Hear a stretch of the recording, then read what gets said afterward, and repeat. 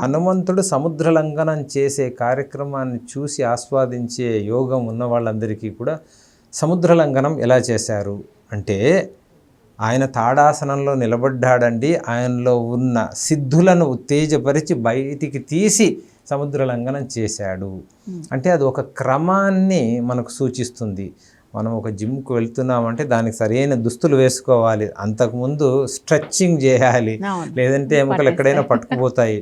మనం విశేషంగా పరిగెత్తుకు వచ్చిన తర్వాత లాక్టిక్ యాసిడ్ బిల్డప్ అవుతుంది, కూర్చొని వజ్రాసనం వేయాలి.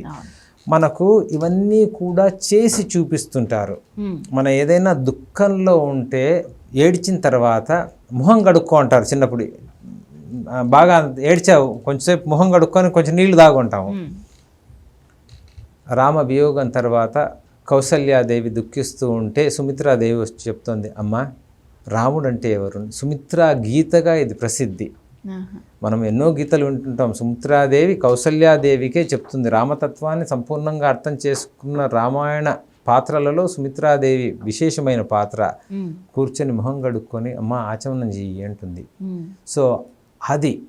సో అలా ఒక్కొక్క విషయాన్ని కూడా మనకు విశేషంగా ఎత్తి చూపిస్తూ ఉంటుంది రామాయణం.